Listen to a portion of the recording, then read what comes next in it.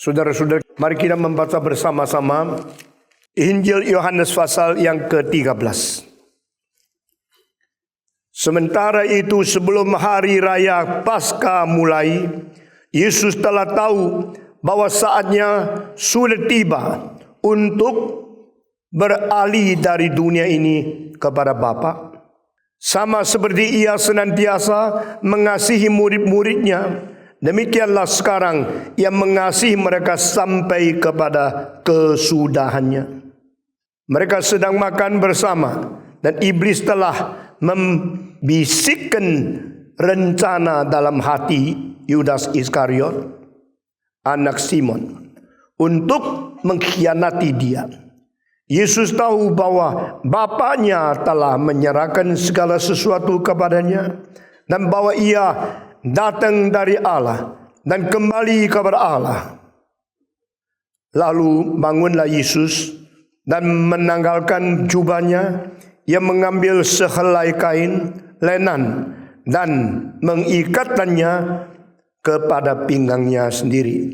Kemudian ia menuangkan air ke dalam sebuah basi dan mulai membasuh kaki murid-muridnya. Lalu menyekanya dengan kain yang terikat pada pinggangnya itu. Maka sampailah ia kepada Simon Petrus. Kata Petrus kepadanya, "Tuhan, engkau hendak membasuh kakiku?" Jawab Yesus kepadanya, "Apa yang ku perbuat engkau tidak tahu sekarang, tetapi engkau akan mengertinya kelak." Kata Petrus kepadanya, "Engkau tidak akan membasuh kakiku sampai selama-lamanya, atau janganlah engkau membersihkan kakiku untuk selama-lamanya." Jawab Yesus, "Jikalau aku tidak membasuh engkau, engkau tidak mendapat bagian dalam aku." Kata Simon Petrus kepadanya, "Tuhan, jangan hanya kakiku saja, tetapi juga tangan dan kepala." Kata Yesus kepadanya, "Barang siapa telah mandi, ia tidak usah membasuh dirinya lagi selain membasuh kakinya, karena ia sudah bersih seluruhnya. Juga kamu sudah bersih, hanya tidak semua, sebab ia tahu siapa yang akan menyerahkan dia. Karena itu dia berkata, tidak semuanya kamu bersih." Pembacaan kita suci sampai di sini. Saudara-saudara sekalian, setelah pasal ke-12, maka kita mengerti satu titik, yaitu tidak perlu lagi, tidak ada kesempatan lagi, tidak diberikan kemungkinan lagi Yahudi berdebat dengan dia. Finish there. Orang Yahudi tidak pernah mengetahui bahwa mereka boleh berkata-kata dengan Yesus Kristus. Itulah suatu hak istimewa yang diberikan kepada mereka. Mereka cuma kira mereka mempunyai hak kebebasan. Mau bicara, tidak mau bicara dengan Yesus, itulah kebebasan dan hak atas mereka sendiri. Saudara-saudara, everything has its time. Jangan kira engkau dengar khotbah, semau engkau ada waktu datang engkau boleh mendengar. Saat tertentu Tuhan mengatakan your time is up, engkau sampai mati tidak ada kesempatan dengar khotbah lagi. Atau engkau tidak ada kesempatan mendengar khotbah semacam apa lagi. Atau engkau tidak mungkin mendengar khotbah seorang itu lagi. The time is not controlled by you. The opportunity is not given by you yourself to you. Kesempatan-kesempatan, khotbah-khotbah, dan segala ketiga-ketiga yang penting terjadi di dalam hidup kita adalah karena kehendak Tuhan, pimpinan Tuhan, anugerah Tuhan, dan kemurahan Tuhan. Ada kalanya orang dihentikan kesempatan mendengar khotbah karena mendadak stroke, lalu tidak bisa dengar lagi. Ada kalanya orang berhenti dengar khotbah karena sesuatu paradoks yang dia tidak sadar. Tuhan membuat dia boleh membenci orang yang dengar khotbah. Kalau Tuhan tidak inginkan engkau mendengar khotbah dari seorang yang penting, caranya gampang. Memperbolehkan engkau menghina orang itu, lalu engkau terkucil. Kedaulatan dari Tuhan bukan dipermainkan oleh kemauan manusia. Kesempatan dari Tuhan ditetapkan oleh Tuhan sendiri, bukan ditentukan oleh manusia. Barang siapa yang menganggap dirinya adalah subjek, barang siapa yang menganggap dirinya adalah inisiator, barang siapa yang menganggap dirinya adalah orang yang mempunyai kebebasan menentukan segala sesuatu menurut dia mau atau tidak mau, itu orang bodoh sekali. Hanyalah orang yang mengerti segala sesuatu adalah anugerah yang berdasarkan kedaulatan Tuhan, maka dia akan sadar, dia akan rendah hati, dia akan memegang kesempatan setiap kali masih ada. Setiap kali engkau bilang saya nak mau pergi, saya terlalu sibuk, saya tidak ada waktu. Engkau sedang mengira engkau yang menentukan engkau berkesempatan itu, padahal tidak. Pada waktu mengkeraskan hati, waktu engkau menghina kesempatan-kesempatan yang indah, itu engkau tidak sadar, engkau sedang jatuh di dalam kedaulatan Allah yang mulai mengkucilkan engkau. Apa yang saya katakan beberapa menit sebelum ini merupakan konsep yang sangat berbeda dengan konsep kita yang biasanya menilai segala sesuatu menurut ukuran kita. Karena kita selalu menganggap kita lah yang berhak, kita yang menentukan segala sesuatu. Pada waktu saya umur 17 sampai umur 20, saya mempunyai kesempatan berkhotbah 862 kali. Di dalam 3 tahun lebih, kira-kira 4 bulan. Umur 17 menyerahkan diri menjadi hamba Tuhan. 2 bulan kemudian saya diberi kesempatan untuk mulai berkhotbah. Belum sekolah teologi. Saya mulai berkhotbah. Dan mendadak banyak orang yang mau terima khotbah saya. Ada yang menghina, ada yang tidak setuju. Tetapi saya tahu Tuhan sedang memimpin saya. Saat itu saya berkhotbah kepada anak remaja. Saya tidak diundang berkhotbah kepada orang dewasa. Karena saya sendiri masih umur 17. Dan selain Senin sampai Sabtu berkhotbah 7 kali setiap minggu. Saya hari Minggu, saya pergi dengar khotbah. Nah saya kira kalau saya datang saya boleh dengar khotbah. Sampai umur 20 saya masuk sekolah teologi. Masuk 21 saya dikirim untuk pergi ke mana-mana. Di dalam praktek saya bikin KKR, kebangunan rohani. Tidak ada seorang pemuda umur 21 bikin KKR. Di kota-kota besar, di gereja-gereja yang banyak orang. Ini satu exception. Tapi saya sadar, mulai umur 21, saya tidak diberi kesempatan dengar khotbah lagi. Karena apa? Di mana saya ada saya yang disuruh khotbah. Di mana saya ada saya yang suruh naik mimbar. Lalu kapan saya mempunyai kesempatan duduk lagi di bawah mendengar khotbah orang lain? It's gone.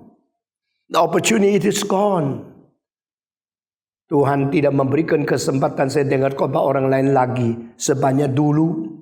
Dan mulai umur 21 sekarang umur 72, sudah 51 tahun saya hampir tidak ada kesempatan mendengarkan khotbah lagi. Setelah umur 24 saya menjadi dosen teologi, saya mulai mempunyai kesempatan dengar khotbah. Tapi yang saya dengar ada khotbah yang dah beres, yang kurang baik dari murid-murid yang belum ngerti. Saya dosen, mereka murid. Murid baru belajar 1 tahun, coba pencobaan khotbahnya masih mentah sekali. Lalu saya menginginkan kapan lagi mempunyai kesempatan duduk di situ dengan khotbah baik-baik. Saudara-saudara, orang Yahudi pasti tidak sadar bahwa fase 12 terakhir itulah kesempatan terakhir. Mereka boleh mendengarkan Kristus, mereka boleh kritik Kristus, mereka boleh menghina Kristus, mereka boleh berdebat dengan Kristus, mereka boleh melawan Kristus. Mereka kira Kristus harus dihina. Engkau orang gila, engkau kerasukan setan, engkau skizofrenik, engkau tidak beres. Engkau seorang yang jiwanya sudah kacau. Apalagi engkau dari Nazaret. Kau kira Nazaret menghasilkan orang akademis? Kau kira orang Galilea menghasilkan nabi? Coba periksa di dalam seluruh sejarah. Adakah nabi yang berasal dari Galilea? Tidak ada. Tidak mungkin ada nabi yang berasal dari Galilea. Tidak ada nabi dan orang rohani yang besar yang keluar daripada Nazaret. Karena apa? Itu kota yang memang indah, tetapi kota yang tidak ada nilai rohaninya. Itu Galilea tempat yang subur, tapi itu tempat yang tidak pernah menghasilkan nabi. Justru semua nabi dan perjanjian lama dihasilkan dari tempat-tempat yang terpencil, tetapi mereka boleh berkhotbah, berbicara di Yerusalem, tapi tidak ada satu yang berasal dari Galilea. Lalu siapa engkau? Yesus, anak orang tukang kayu. Siapa engkau berani berteriak-teriak di sini memaki-maki orang Israel, memaki-maki orang pemimpin-pemimpin Yahudi, memaki-maki, memarahin orang-orang seperti Farisi? Siapa engkau? Engkau sendiri tidak pernah belajar di Yerusalem. Engkau non-akademik. Engkau shouting, engkau crying, engkau rebuke all the religious leaders. Who are you? Mereka berdebat. Setiap kalimat mereka terdebatkan. Yesus tidak pernah marah. Di dalam ini saya sadar saya terlalu kurang sabar. Tapi Yesus Kristus dimarahin, engkau rasuk setan, dia bilang tidak. Engkau orang gila, Yesus bilang bukan. Engkau seorang yang haram. Yesus tidak pernah membela diri melawan kalimat-kalimat yang menyerang dia. Yesus telah memberikan penjelasan, aku bukan sebagai kau katakan. Dia mengklokkan kalimat-kalimat yang jauh lebih bermutu dari apa yang diserang oleh mereka. Tapi mereka sudah buntu, mereka sudah tutup telinga, mereka tidak bisa menerima satu kalimat pun. Mereka sama sekali tidak dengar apa yang dikatakan Yesus. Lalu pada akhir 12, Yesus mengatakan satu prinsip, sesuai itu berhenti, tidak lagi bicara sama mereka. Yesus tidak lagi memberikan kesempatan kepada orang Yahudi untuk mendengarkan khotbah dia. Kalimat-kalimat kunci yang menutup kesempatan terakhir adalah dia berkata kepadamu, pada satu hari dunia akan habis, akan selesai. Pada dunia kiamat, aku tidak menghakimi engkau, karena memang aku dikirim ke dunia bukan untuk menghakimi. Tadi ada yang akan menghakimi kamu, yaitu firman yang pernah kukatakan kepadamu. The words which I have spoken to you will condemn you. Aku tidak menghakimi engkau, tapi firman yang kukatakan kepadamu itulah akan menghakimi engkau, menghakimi engkau pada hari kiamat. Karena aku tidak berkata, tidak bertutur apapun yang berasal dariku sendiri. Semua yang kututurkan kepadamu, semua yang kuajarkan kepadamu adalah kalimat-kalimat setiapnya berasal dari Tuhan yang menyerahkan kepada aku. Sebab waktu engkau percaya kepadaku, engkau bukan percaya kepadaku, tapi engkau sedang percaya kepada Dia yang mengirim aku. Waktu engkau melihat aku, engkau bukan melihat aku, engkau melihat Dia. Ia telah mengutus aku. Di sini orang Israel tidak sadar, mereka sedang menghadapi Yesus Kristus yang adalah wakil Allah yang konkret. Dan Yesus menyatakan mereka, engkau bukan menghadapi seorang Nazaret, engkau menghadapi Allah yang mengutus segala nabi, dan akhirnya mengutus aku, anak yang tunggal kepadamu. Apa itu artinya bekerja bagi Tuhan? What is the meaning of to do God's work? To do God's work is to accept the one who sent by God. Kalimat yang begitu seperti tidak berrelevansi. Nah, inilah terletak rahasia Kristologi. To receive Jesus Christ, to accept Him, to respect Him, that is to do the will of God the Father. To deny Jesus, to reject Jesus, to oppose Jesus, that is the greatest sin man can do before God. Dosa yang terbesar bukan berzina, dosa yang terbesar bukan membunuh, dosa yang terbesar bukan perampok. Tidak ada dosa yang besarnya sampai Tuhan tidak mampu menyelamatkan. Tidak ada dosa yang begitu besar sampai Tuhan tidak mampu memberikan pengampunan dan keselamatan. Tapi dosa yang tidak menerima Kristus, itu adalah dosa terbesar yang mungkin dilakukan oleh manusia. Itu sebab di dalam Yohanes pasal 16 ayat ke-8, 9 dan 10, Roh Kudus kalau datang, Dia akan mengakibatkan engkau menegur dirimu tentang dosamu sendiri. Nah, ini satu pekerjaan Roh Kudus yang ajaib sekali. Kalau saya menegur dosamu dan engkau tidak mengetahui apa yang saya tegur, engkau tidak pernah bertobat. Kalau saya menegur engkau dan engkau tidak mau terima, engkau akan makin lama makin membenci saya. Tapi pada waktu saya menegur engkau, Roh Kudus bekerja sekaligus menegur engkau berdasarkan dirimu mempunyai kesadaran tentang kesalahanmu, dan akhirnya dirimu yang sadar kesalahanmu menegur dirimu yang bersalah. Itu baru terjadi pertobatan. You rebuke yourself. You, the one who obey God, rebuke yourself which oppose God. Itu pekerjaan Roh Kudus. Saudara-saudara sekalian, Roh Kudus datang akan menjadikan kita sendiri, akan membenci kita sendiri. Kita sendiri akan menegur dosa kita sendiri. Dan di dalam peneguran Roh Kudus kepada orang yang berdosa, 3 hal yang dikatakan, yaitu menegur tentang dosa, keadilan, dan penghakiman. Sin, righteousness, and the judgment. Dosa, keadilan, dan penghakiman. Ini 3 hal yang tidak mau dikobarkan oleh pendeta-pendeta yang egois, pendeta-pendeta yang sangat-sangat tidak rohani, pendeta-pendeta yang cari pasar. To make them feel light burden, no cruelty, no curse for them, but blessing. Bagus ya? Bagus. But it is against the will of God.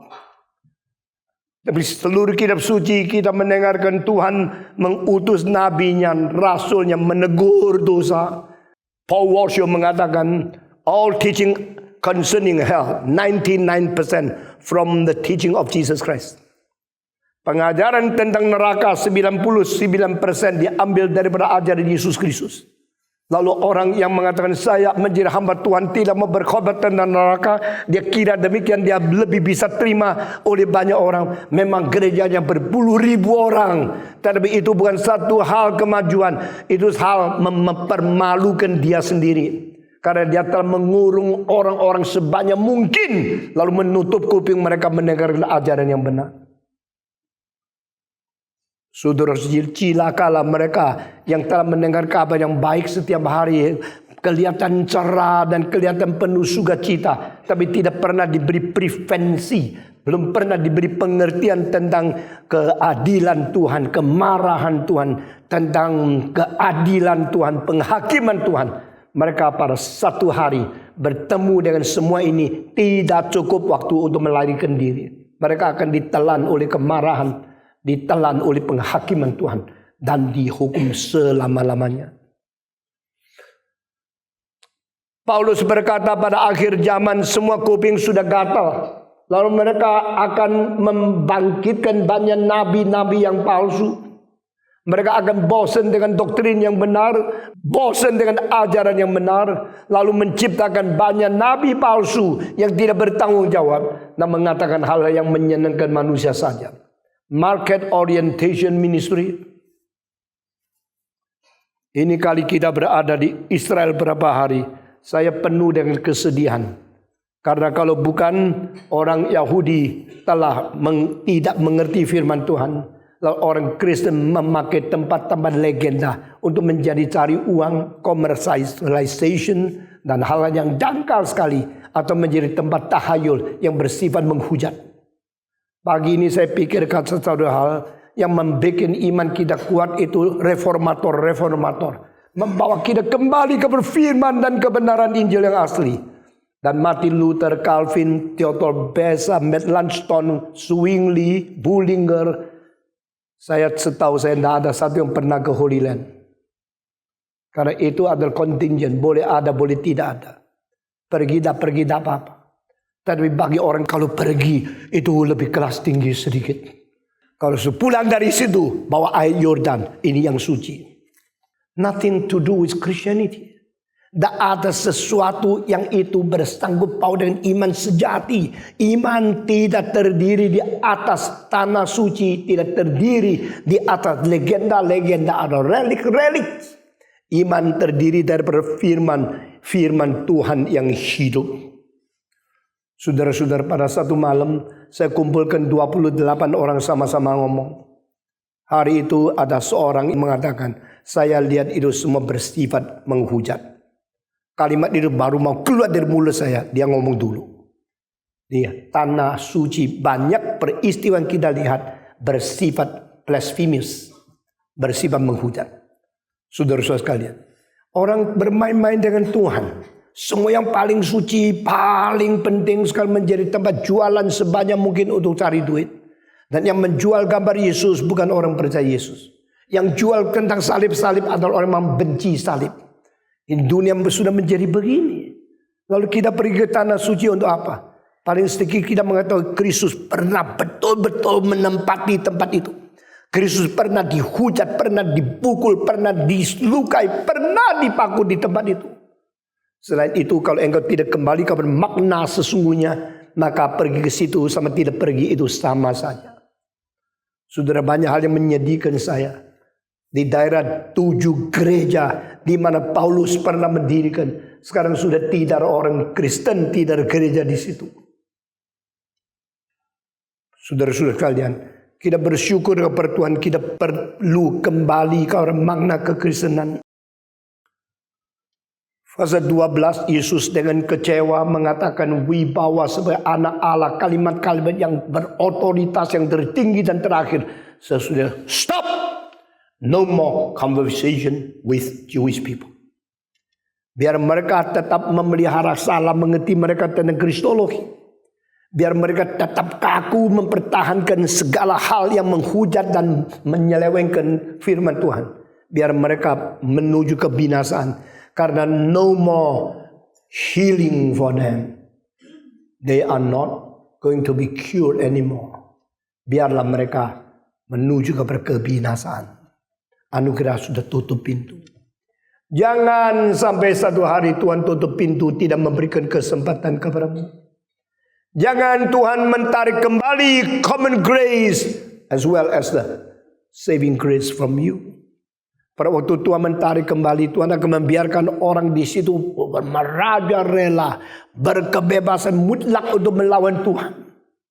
Lalu akhirnya dibuang oleh Tuhan.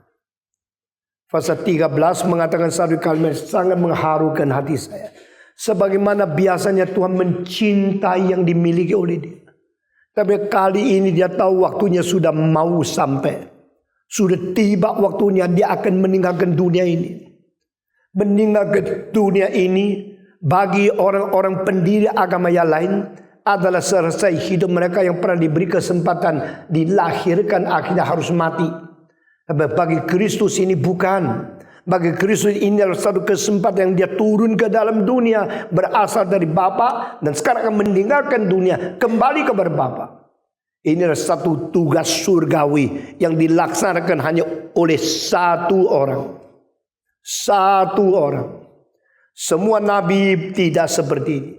Semua rasul tidak seperti ini. Itu sebab Yohanes pun yang mendampingi Yesus menjadi dua tokoh yang paling penting pun tidak seperti ini.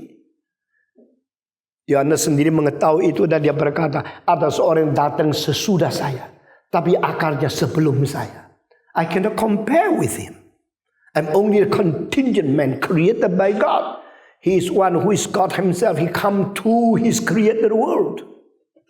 Yohanes mengetahui dengan jelas, tidak ada bandingan. Jangan kira saya lebih tua setengah tahun dari Yesus, maka dia adalah murid atau teman sekolah saya kelas yang lebih rendah. Jangan kira dia itu datang belakangan, maka dia adik saya. Dia mempunyai dasarnya sebelum aku ada, sudah ada. Dari kekal sampai kekal. He's the eternal one, I'm the temporal one. He's God, I'm man. No compare. Yohanes betul-betul mengerti dengan jelas kedudukan dia dengan Kristus itu adalah bersifat secara kualitatif. Itu sebab aku kalau jongkok memasang tali sepatu atau melepaskan tali sepatu, itu pun aku tidak layak. Kamu kira siapa? Dua orang, satu Yohanes Pembaptis, satu Yesus, dua-dua sama tokoh zaman itu. No.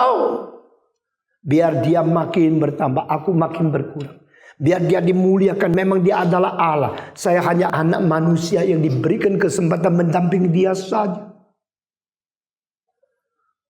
Yesus Kristus mengetahui bahwa dia waktunya sudah sampai akan kembali kepada Bapa.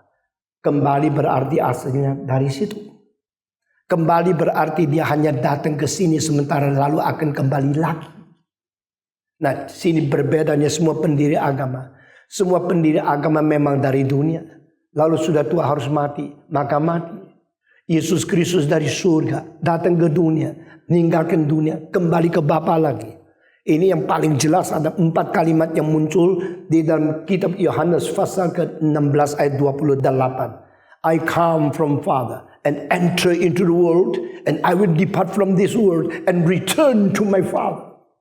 Aku berasal dari Bapa, aku datang kepada dunia, aku akan meninggalkan dunia, aku akan kembali kepada Bapa. 4 kalimat ini menjadi struktur seluruh kitab Yohanes. The one who come from Father and enter into the world, and the same one who depart from the world and return to the Father. Kalimat pertama satu jalanan, kalimat kedua sampai di sini. Kalimat ketiga satu jalanan, dan kalimat keempat kembali ke sana. This is 2 traffic in the same way. Semua agama adalah one way traffic from here to there. Hopefully, kekristenan adalah 2 way traffic, original from there to here and from here to return to there. Dan demikian Yesus Kristus mengetahui. Ayat pertama, sementara itu sebelum hari raya Paskah mulai, Yesus telah tahu bahwa saatnya sudah tiba untuk beralih dari dunia ini kepada Bapa. He know the time is up for him to return to the Father. Sama seperti ia senantiasa mengasihi murid-muridnya, demikianlah sekarang ia mengasihi mereka sampai kesudahannya. Apa artinya? Kalau dia tahu dia akan pulang, dan sebelum dia kembali ke dunia, dia sudah mempunyai sekelompok orang dipilih untuk mendekati dia, untuk mendapatkan tugas delegasi dari dia untuk mendeklarasikan firman untuk seluruh dunia. Ini adalah the greatest commission, bukan hanya great commission. The greatest commission of heaven on earth is to preach the gospel through the chosen people. Yesus Kristus mengunggulkan 12 orang. Yesus memberikan rahasia kepada mereka. Yesus membagi-bagikan rencana kekal kepada orang sementara. Ini namanya visi. Di dalam seminar saya mengenai visi, misi, pelayanan. Saya mengatakan apa itu visi. Bukan malam engkau melihat seorang berjenggotan, engkau tarik-tarik jenggotnya. Oh Yesus, bukan visi itu. Visi adalah the sharing of God's eternal plan to His chosen people. Let them know what He want to do through them in the world history. Itu misi. Misi adalah pembagian Allah, penyataan rencana yang sangat misterius, yang direncanakan di kekekalan kepada orang-orang yang dia pilih, sehingga mereka boleh menjalankan tugasnya di dalam dunia yang sementara untuk menyelesaikan rencana yang kekekalan. Itu misi. Itu sebab kalau diam satu gereja, ada beberapa orang melihat cara Tuhan mau menyampaikan bagaimana dia zaman ini mau pakai saya. Nah, engkau mengetahui cara Tuhan memimpin dan segala sesuatu yang sudah disiapkan. Engkau dipanggil, engkau berbagian di dalam panggilan itu. Engkau boleh melihat visi itu. Engkau boleh menjalankan misi itu. Orang itu orang berbahagia. Saya pasti akan menghormati orang yang mengabarkan Injil lebih dari kaum awam biasa. Tidak peduli engkau berapa kaya, engkau majelis, engkau tua-tua, engkau mempunyai persembahan miliar-miliar. Tak mungkin saya menghargai engkau lebih daripada menghargai pemuda-pemudi yang mau menyerahkan diri menjadi hamba Tuhan. Meskipun mereka miskin, tapi mereka akan kaya di surga. Semua anak saya yang menyerahkan diri menjadi hamba Tuhan, saya akan menghargai lebih dari anak saya yang tidak menyerahkan diri. Anak orang lain yang menyerahkan diri, saya akan menghargai daripada anak saya yang tidak menyerahkan diri. Saya mengetahui bagaimana menilai-nilai. I know how to evaluate the value. I know how to respect. The one who serves the Lord will be respected by my Father. If even my Father respect him, how can I do not respect him? Saya tidak akan mengatakan, oh engkau anakku, maka aku menghargai engkau lebih. Tidak. Barang siapa yang menjalankan kehendak Tuhan, barang siapa yang lebih cinta Tuhan, barang siapa yang lebih berkorban untuk mengabarkan Injil, menjalankan kehendak Allah, itulah orang yang harus saya kasih dan saya hormati. Saudara-saudara, Yesus mengatakan, aku mengasihi mereka sebagaimana senantiasa aku mengasihi mereka. Tapi sekarang saya sudah mau pergi kepada Bapa. maka saya harus mengasihi mereka sampai kesudahan. Apa artinya kesudahan? Sampai selama-lamanya, sampai setuntas-tuntasnya, sampai sedalam-dalamnya. Aku mengasihi mereka sampai tuntas, sampai sedalamnya, sampai akhirnya. Karena apa? Tugas rencana Allah akan diserahkan kepada kelompok ini setelah saya pergi. The word evangelization is depend on these 11 people. Selama 11 orang ini diberikan pemeliharaan, dipimpin, dan mereka boleh mengerti kehendak Tuhan dengan sungguh, maka dunia ini ada pengharapan. Meskipun di antara 11 orang ada yang berelikuensi seperti Petrus, atau orang selalu mempunyai curiga seperti Thomas, atau orang yang suka ribut dan suka marah-marah seperti Yohanes, tetapi seluruh dunia dan pengharapan beribu-ribu tahun akan datang terletak kepada 11 orang ini. Saya harus mengasihi mereka, harus memimpin mereka, harus mendeteksi semua apa yang mereka perlu, lalu membentuk sampai mereka jadi. Saudara perhatikan kalimat di bawah ini. Yerusalem dibuang, Athena dibuang. Yerusalem tempat akademik yang tertinggi dalam agama, Athena tempat akademik yang tertinggi di dalam dunia.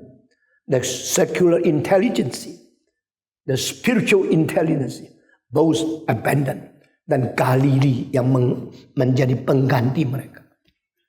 Saudara, saya berkata bersaudara, kalau engkau mempunyai anak yang bisa lulus dari Oxford, dari Cambridge, dari Paris, dari mana saja, tidak lebih penting dari orang yang mengerti Kristus. Karena itulah yang merubah dunia.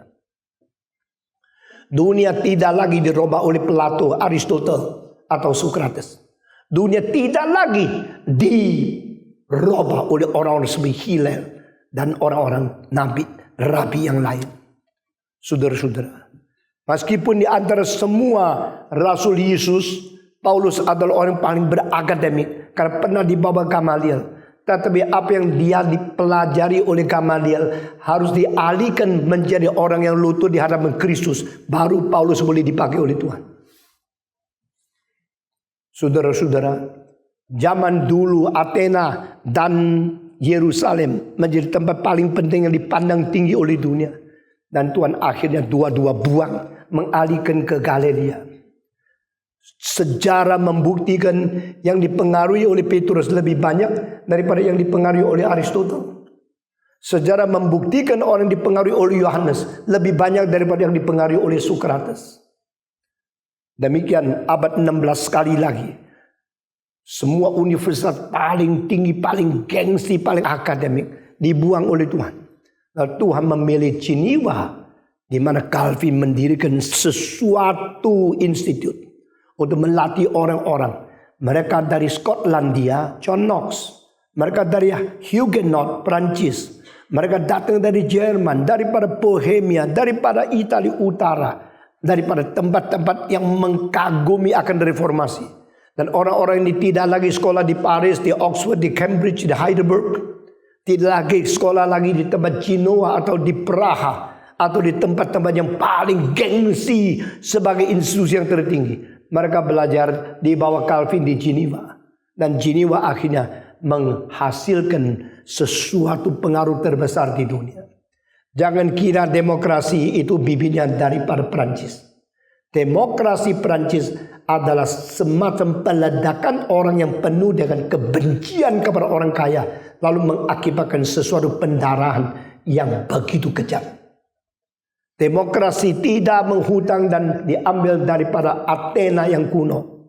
Orang Athena yang kuno memakai istilah demokrasi, tapi hak untuk bisa memilih hanya diberikan kepada orang-orang segelintir, mungkin tidak sampai 15%. Aristokrat dan orang yang mempunyai keturunan dari orang yang tinggi-tinggi, yang mempunyai pemimpinan di dalam studi. Tapi orang budak tidak ada hak, perempuan tidak ada hak, tawanan tidak ada hak, sehingga terkumpul hanya lebih 15-20% yang boleh vote. Itu bukan demokrasi yang sesungguhnya. Demokrasi dimulai daripada menemukan kembali hak asasi manusia. Karena yang disebut manusia dicipta menurut peta dan teladan Allah. Itu sebab engkau tidak boleh menghina. Meskipun dia budak, dia tetap manusia. Meskipun dia gajinya kecil, dia mempunyai hak asasi. Dan dari situ dibentuk demokrasi yang sesuai dengan kitab suci. Ini semua daripada Yesus Kristus. Bukan dari Seneca. Bukan daripada Cicero. Bukan dari Aristotle. Ini semua dari Yesus Kristus. Itu sebab Paulus berkata bahwa di dalam Tuhan, baik yang menjadi majikan menjadi pegawai sama. Yang menjadi tuan menjadi budak sama. Yang menjadi laki menjadi perempuan sama. Orang Yahudi, orang Yunani sama. Ini adalah pertama kali mensamaratakan hak manusia di dalam keadaan taraf yang rata. Saudara-saudara. Dan demokrasi seluruh dunia dibentuk melalui konsep ini. Itu sebelum buku-buku barat, engkau tidak sulit menemukan kalimat seperti ini. Di mana Presbyterian Church berada, di situ menjadi dorongan perombakan dari masyarakat. Dan yang disebut Presbyterian Church berarti pengertian teologi reform. Gereja reform menganut apa? Calvinisme. Dan Calvinisme belajar di mana? Di Geneva. Akhirnya yang merubah seluruh dunia. Bukan London, bukan Paris, tetap Nazaret, Yesus Kristus dan murid-muridnya. Di sini dikatakan Yesus mengasihi murid-muridnya, mengasihi mereka sampai kepada kesudahan. Karena terletaklah seluruh hari depan dunia di atas murid 11 orang ini. 11 orang ini penting sekali. Dilihat titelnya, tidak ada apa-apanya. Petrus sekolah di mana? Galilea. Sekolah apa? Tangkap ikan. Lalu Andreas, Yakobus, semua sama. Ini semua orang penangkap ikan, orang awam. Tapi yang rindu sekali menanti Mesias datang. Jadi pekerjaan mereka adalah nelayan. Hati mereka adalah teologi kristologi. Saudara-saudara, jika seseorang mengerti Kristus dan mengutamakan Kristus, orang itu menjadi pengharapan seluruh dunia. Tetapi biasa kita lihat titelnya tidak ada, lalu kita menghina. Saya tidak. Saya akan menemukan orang-orang muda yang betul-betul mengutamakan Kristus, kristologi, penginjilan, kemuliaan Tuhan, kerajaan Allah dan kebenaran Allah. Seek ye first the kingdom and the righteousness of God. The kingdom of God is Christ to be the King of kings.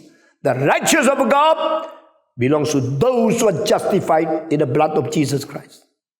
Dan inilah penentu daripada sejarah, penentu dari hari depan umat manusia. Saudara-saudara, maafkan saya mengatakan, orang yang sangat hebat di dalam studi biasanya menjadi pegawai. Orang menjadi majikan kebanyakan yang studi dia dah beres. Di dalam zaman ini kita melihat dua orang. Satu orang namanya Bill Gates, satu lagi Steve Jobs. Dua-dua tidak ada gelar tinggi. Dan saya membaca surat kabar satu hari. If Steve Jobs was in Singapore, he got no job. Karena apa? Kalau orang tanya dia lulusan mana, sekolah mana, gelar apa, tidak ada. Saudara-saudara, maka kita jangan membanggakan kalau kita pernah sekolah tinggi dan sebagainya. Bijaksana tertinggi adalah Kristus. Dan Allah telah menjadikan dia bijaksana kita, yang di dalam mengandung 3. Kesucian, keadilan, dan penebusan. The holiness, the righteousness, and the redemption. That is called wisdom. The wisdom of God comprising these 3 factors. Tetapi yang disebut wisdom di dunia comprising high titles. Saudara-saudara, maka Tuhan perlu merubah dunia. Cara merombak adalah mengkucilkan Yerusalem, mengkucilkan akan Athena. Kenapa firman Tuhan yang paling penting dalam sejarah perjanjian baru tidak lagi pakai bahasa Ibrani? Kenapa kebudayaan sastra dari orang Yahudi dibuang? Karena you cannot be used by me anymore. I'm going to choose my own people and love them thoroughly. Yesus mengetahui dirinya sudah sampai waktunya. Sudah tiba saatnya dia kembali kepada Bapa. Dan dia tidak bisa toleran lagi keadaan yang tidak beres. Dia akan mencintai murid yang dipilih oleh dia. Mencintai mereka sampai kesudahan. Di dalam pendidikan, di dalam politik tidak ada cinta kasih yang sesungguhnya. Yang ada adalah taruhan dari kekuasaan, taruhan daripada teori, taruhan dari segala keegoan manusia.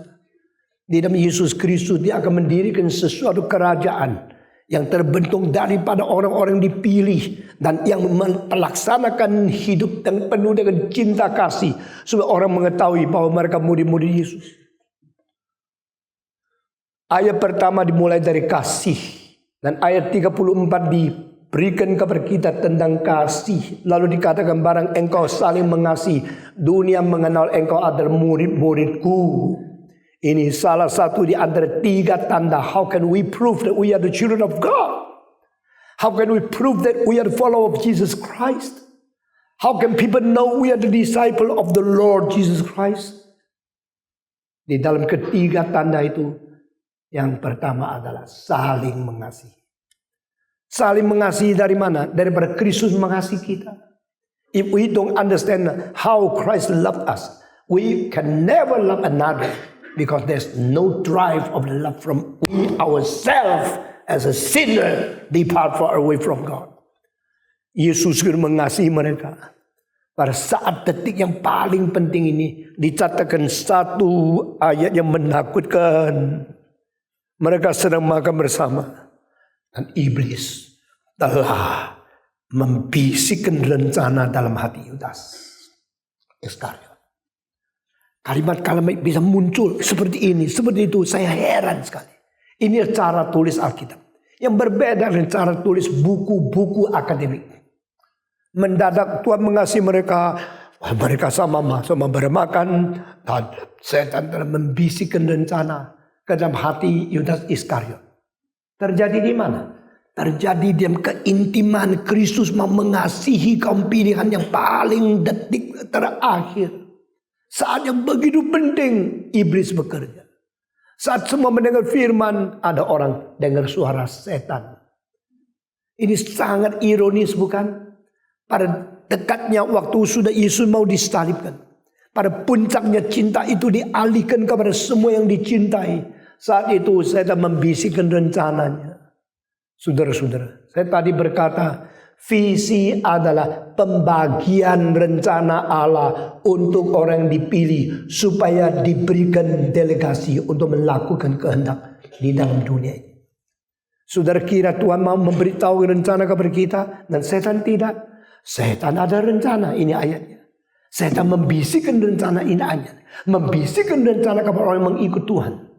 Dia tidak membisikkan kepada orang ateis. Dia tidak membisikkan kepada orang komunis. Dia tidak membisikkan kepada orang di luar gereja. Dia membisikkan rencananya kepada orang yang dekat di pinggir Yesus Kristus. Orang yang berada di sebelah Yesus. 12 murid. Ada satu yang pada dengar kalimat Yesus Kristus. Di dalam telinganya dengar kalimat dari Yesus. Hatinya mendengarkan bisikan rencana dari setan. Mungkin kamu.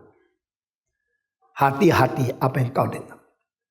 Hati-hati apa yang mempengaruhi hatimu. Hati-hati apa yang ambil keputusan. Terakhir engkau dipengaruhi oleh bisikan siapa. Setan berbisik-bisik dalam hati Yudas Iskariot tentang rencananya. Rencananya. Waktu Yudas mendengar rencana yang dibisikkan kepada dia. Dia mengambil keputusan. This is what I want. I need money. Money orientation ministry. Saya sama-sama menjadi hamba Tuhan.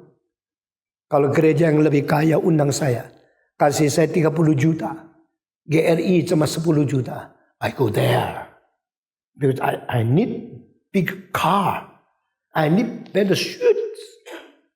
Kalau engkau menerima bisikan tentang uang. Merubah sifat engkau taat kepada Tuhan.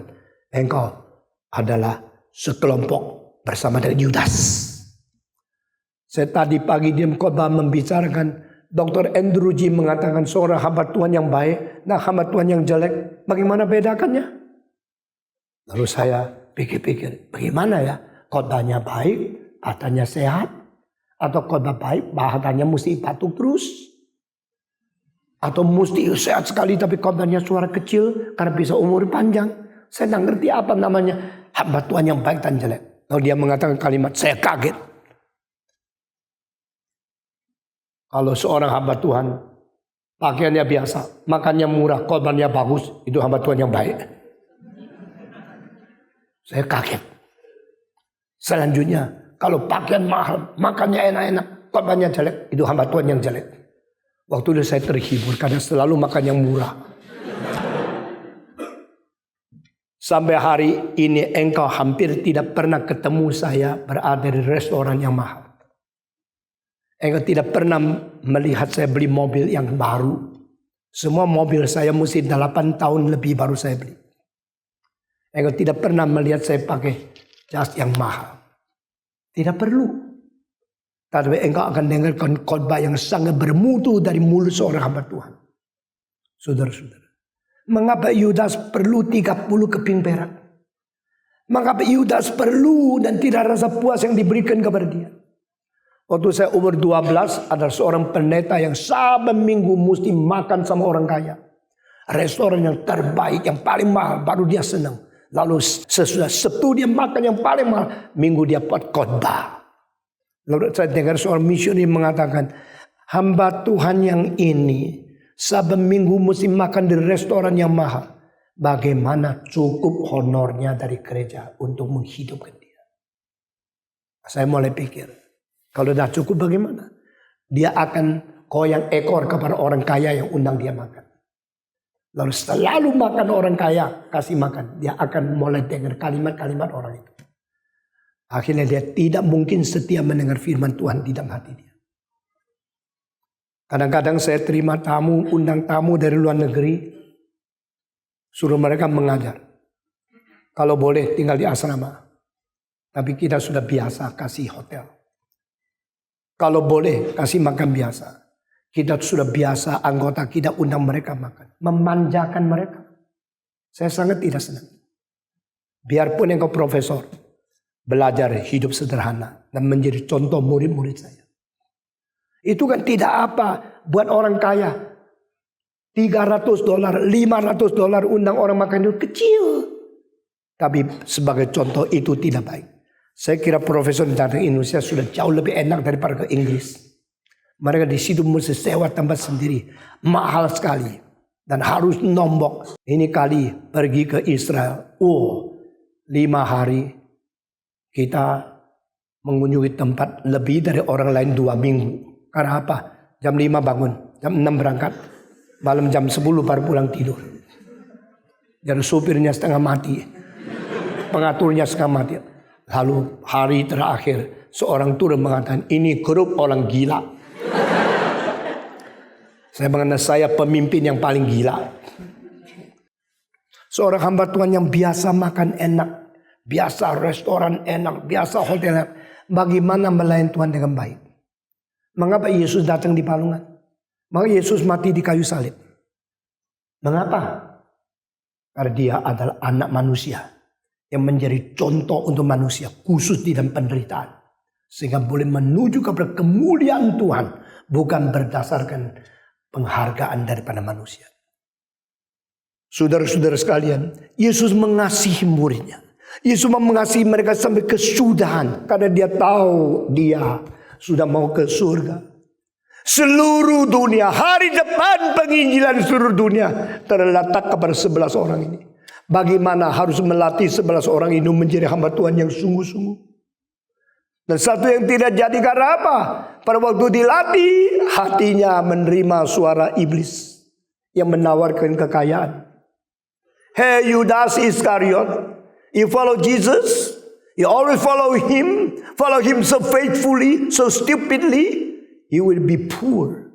Now I offer you amount of money that you become rich.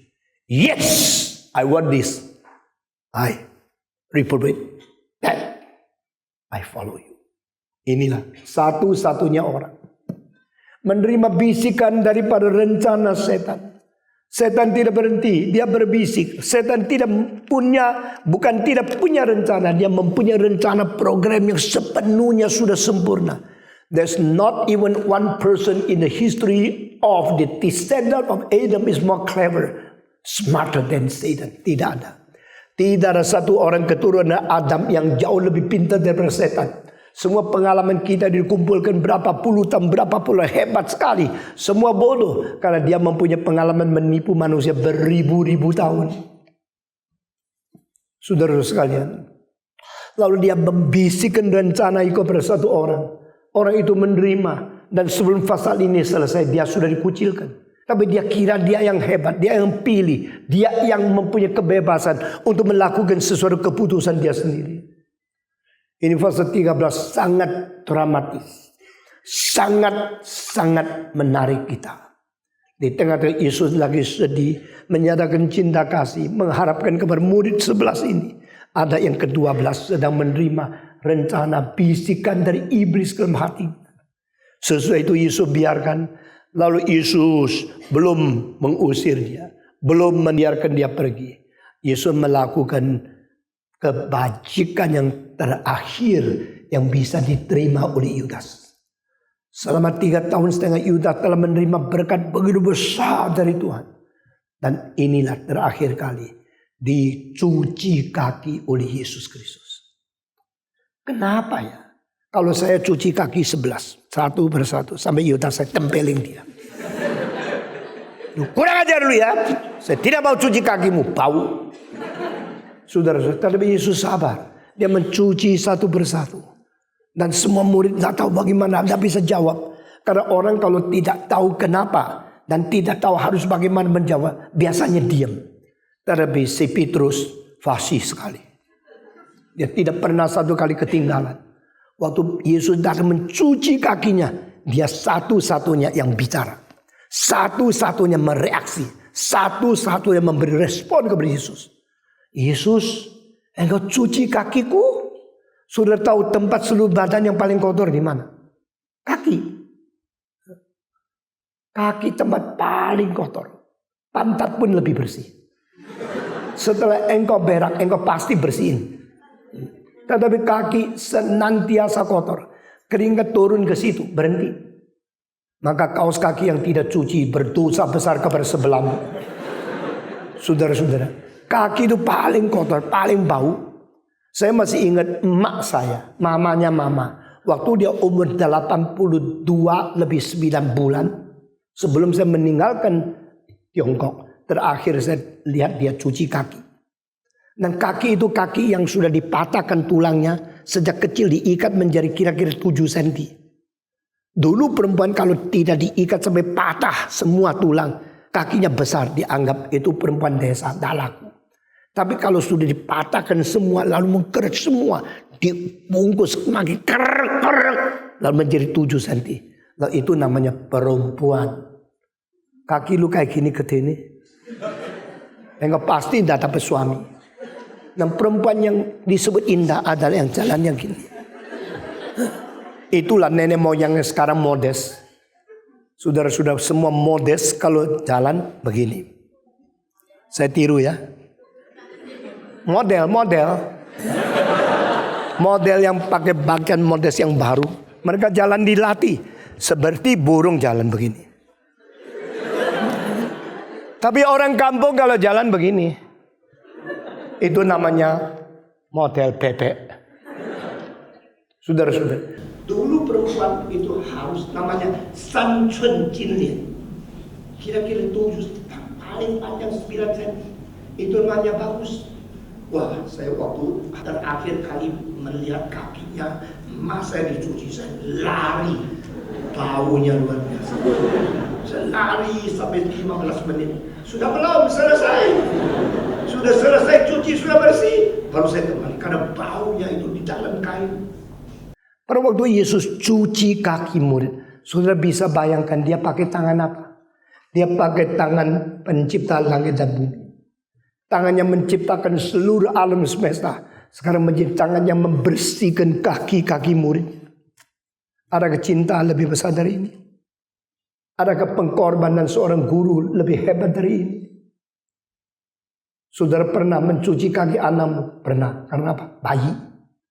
Bayi itu dicuci makin senang karena baunya bayi itu wangi luar biasa. Keringatnya pun wangi.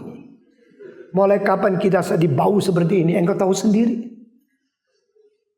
Murid Yesus Kristus Mungkin paling muda umur 18 Yohanes. Paling tua mungkin 30 lebih. Seperti Petrus. Petrus mempunyai mertua kok. Yesus tidak menikah. Petrus mempunyai mertua. Sehingga Petrus mempunyai istri. Sudah dewasa. Mungkin Petrus adalah kepala koperasi daripada Society of the Fishing in Galilee. Dia adalah ketua masyarakat komunitas daripada asosiasi daripada perikanan. Dia mempunyai gengsi, mempunyai jabatan, mempunyai kedudukan yang tinggi. Dan Yesus mencuci satu persatu kaki murid-muridnya. Pada waktu sampai kepada Petrus, Yesus cuci kakinya. Petrus mengatakan, Tuhan, Engkau cuci kakiku. Tidak boleh. Jangan terjadi. Tidak boleh engkau cuci kakiku untuk selama-lamanya. Orang yang mengatakan kalimat seperti ini di dalam 3 detik langsung berubah. Yesus mengatakan, jika aku tidak cuci, aku tidak bagian. Kalau begini, cuci semua sampai kepala. Dah sungkan ya orang dewasa suruh orang cuci badannya seluruh. Yesus menjawab lagi, kalau orang sudah mandi tidak perlu cuci lagi semua. Cuci kaki sudah cukup. Jika engkau sudah dibersihkan oleh Tuhan, engkau harus membersihkan kelakuanmu. Itu artinya. Dan aku sekarang mencuci kakimu. Aku mengharapkan engkau mempunyai kelakuan yang baik. Engkau mempunyai hidup sehari-hari yang menjalankan firman Tuhan. I now cleanse your feet. Aku membersihkan kaki. Pada waktu Yesus membersihkan kaki satu persatu. Saya tidak pernah berani memikirkan. Saya tidak berani memberikan satu konklusi. Apa perasaan murid-muridnya. Saya cuma membayangkan kalau saya dicuci hari itu akan bagaimana. Saya akan sungkan luar biasa. Saya akan merasa malu dan tidak layak. Lalu waktu saya dicuci kaki, saya pasti cuci kembali tangan Yesus yang mencuci kakiku. Dia adalah Tuhan. Masakan Tuhan yang menciptakan langit dan bumi. Dengan kedua tangannya menciptakan segala sesuatu. Mencuci kaki. Pada waktu Yesus mencuci kakinya. Dia memberikan pelayanan terakhir kepada Yudas. Yudas tidak sungkan. Biar Yesus cuci kaki. Kalau saya tidak dicuci berarti saya mengaku saya bukan murid. Meskipun saya hati tidak beres. Tetapi bergabung di dalam nama list of your disciple. It is glory for me. Ini satu kemuliaan bagiku. Saya adalah muridmu. Karena engkau mengakui. Dia mencuci kaki. Engkau memasukkan saya di dalam 12. Di dalam list itu. Saudara-saudara, banyak orang di dalam gereja tidak ada hati untuk Tuhan. Tapi mau ambil semua privilege dalam gereja. Mari kita menyelidiki seluruh motivasi kita. Dan menyelidiki seluruh yang dikatakan di dalam kitab suci seperti ini. Saudara-saudara sekalian. Yesus mencuci kaki. Membasuh mereka. Simon berkata, engkau hendak membasuh kakiku? Jawab Yesus, apa yang ku perbuat engkau tidak tahu sekarang. Tapi engkau akan mengertinya kelak. Kata Petrus kepadanya, engkau tidak akan membasuh kakiku sampai selama-lamanya. Yesus menjawab, jikalau aku tidak membasuh kakimu, engkau tidak dapat berbagian di dalamku. Kata Petrus, kalau demikian Tuhan, jangan hanya kaki, tetapi kepala dan juga tangan, cucilah semua. Nah, ini perubahan kalimat yang begitu mendadak mengandung satu arti. Kalau dia tidak berbagian dengan Kristus, dia akan rasa rugi luar biasa. Nah, ini kalimat seperti ini yang membuat engkau bisa dipakai Tuhan. Kalau engkau meninggalkan Tuhan dan engkau tidak rasa ada kerugian, engkau bodoh sekali. Kalau engkau meninggalkan Tuhan sedikit saja rasa ketinggalan sesuatu, engkau mau rebut kembali. Itulah hati yang diinginkan oleh Tuhan. Di dalam Yesaya ada satu kalimat, di antara kamu tidak ada orang yang dengan kekuatan tenaga sepenuhnya untuk memegang aku. 你们中有无人奋力抓住我，你们中有无人像雅各一样。Di antara kamu tidak ada satu orang seperti Yakub yang dengan sekuat tenaga memegang mengikat diri dengan aku dan mau mencekal aku. Saudara-saudara, istilah Yakub, apa artinya Yakub? Yaitu memegang, mengambil, mencengkeramkan. Nah, itu sebab pada waktu Esau dilahirkan, maka Yakub menyusul dan tangan dia memegang kaki Esau karena dia ketakutan ketinggalan. Di dalam hal dunia banyak orang ketakutan ketinggalan. Ketakutan ketinggalan apa? Ketinggalan kekayaan. Wah, kalau dia lebih kaya saya susah. Maka dia mengejar. Banyak orang mengejar supaya lebih kaya dari orang lain. Kalau dia menjadi nomor 1 paling kaya, baru dia sadar dia hidup menjadi manusia tentram. Tapi saya mau tanya, kenapa di dalam hal rohani engkau ketinggalan, engkau tidak rasa sedih? Kenapa di dalam keuangan engkau ketinggalan, engkau rasa sedih? Maukah engkau balikan? Mari kita membalikkan. Anything spiritual, I do not want to be left behind. Anything spiritual, I do not want to be thrown away by God. Tadi mengenai dunia, kuasa, uang, kedudukan, nama yang besar, keuntungan yang besar, biar orang lain dulu, tidak apa-apa. To be left behind is nothing wrong. Tidak perlu gelisah, tidak perlu takut. Saudara-saudara, saya menjadi miskin tidak apa-apa. Saya dikalahkan orang tidak apa-apa. Manusia semua mempunyai ambisi. Demikian saya kasih tahu, Stephen Tong juga manusia. Saya dari kecil juga tidak mau ketinggalan.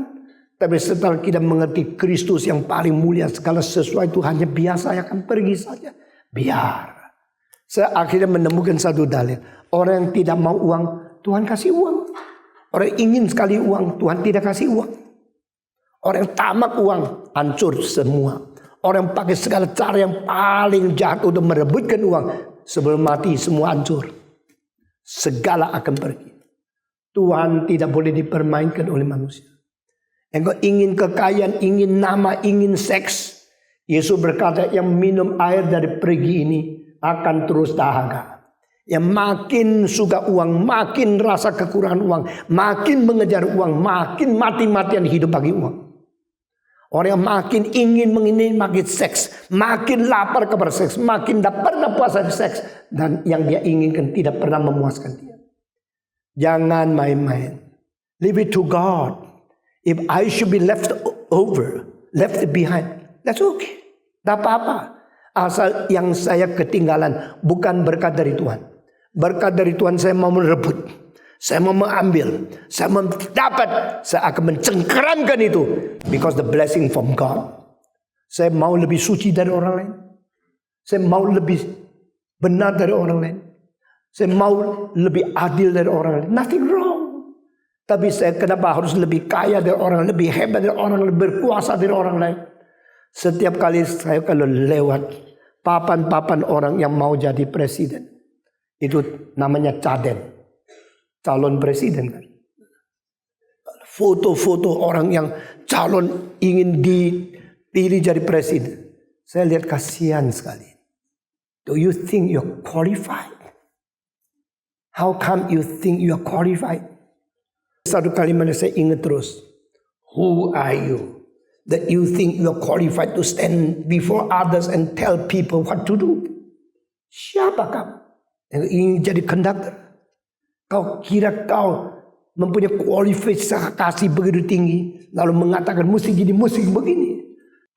Saudara-saudara, jikalau kita tidak layak tetapi dipakai oleh Tuhan, mari kita bersyukur kepada Tuhan. Petrus rasa dia tidak layak, memang tidak layak dicuci kakinya oleh Yesus Kristus. Tapi Yesus berkata, jikalau aku tidak cuci kamu tidak bagian dari diriku. Ketakutan itu gejala baik. Ketakutan ketinggalan oleh Tuhan. Saya minta saudara pemuda-pemudi mengerti satu hal. You must follow firmly. You must follow consistently the steps of Holy Spirit who guides you. Ada orang-orang pemimpin yang mengikut Tuhan dengan ketat dan tidak mau ketinggalan. Termasuk saya. Tapi apa yang saya lihat, apa yang saya rasakan, banyak orang tidak sadar. I'm not going to compromise myself. Selama saya masih hidup, saya akan mengetat melihat pimpinan Tuhan dengan jelas. Lalu ketat mengikut kaki pimpinan Tuhan. Satu langkah pun tidak lepas. Sampai kehendak Tuhan jadi. Kalimat Petrus sangat-sangat memberikan impresi kepadaku. Jika aku tidak cuci kakimu, engkau tidak berbagian kepadaku. Kalau begini, cucilah semua. Petrus takut kehilangan jejak kaki. Petrus takut ketinggalan daripada pimpinan Roh Kudus. Petrus ketakutan menjadi orang yang left behind. Saudara-saudara, jikalau kita mempunyai pengertian seperti ini akan maju terus pantang mundur. Sadar kepada Dia. Dan saya berterima kasih sampai hari ini. Kita tidak ketinggalan. Kita tidak dibuang oleh Tuhan. We do not want to be left behind. Trust in Him every day. Yesus Kristus mengetahui sendirinya waktunya sudah mau sampai. Dia kembali kepada Bapa. Dia mengasihi mereka sampai kesudahan. Saya berkata juga, I love you. Aku sangat mengasihi engkau sekalian. Dan satu hari saya akan pergi. Sudah engkau siap untuk melakukan kehendak Tuhan? Patuh kepada pimpinan Roh Kudus. Berjalan di dalam jejak kaki Yesus Kristus. Menjadi anak-anak Tuhan yang taat.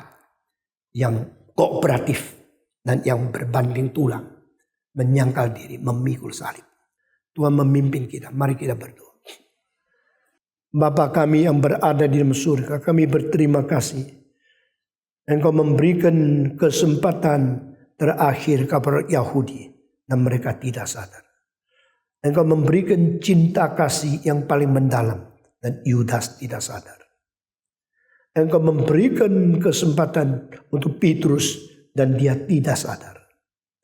Engkau berkata, jikalau engkau tidak cuci kaki, maka kami tidak bagian. Dan dia sadar. Beri kesadaran kepada kami bahwa kami yang memerlukan Tuhan, bukan Tuhan yang memerlukan kami. Beri kekuatan kepada kami untuk mengikut jejak kaki Tuhan, bukan melawan Tuhan. Tuhan berkati gerejamu. Semua mengikuti jejak kaki Kristus. Mengikuti pimpinan Roh Kudus. Menjalankan perintah dari Tuhan Allah. Berkati kami masing-masing. Pakailah kami menjadi hamba-Mu yang setia. Kami berterima kasih bersyukur. Dalam nama Yesus Kristus. Penebus dan juru selamat kami yang hidup. Amin.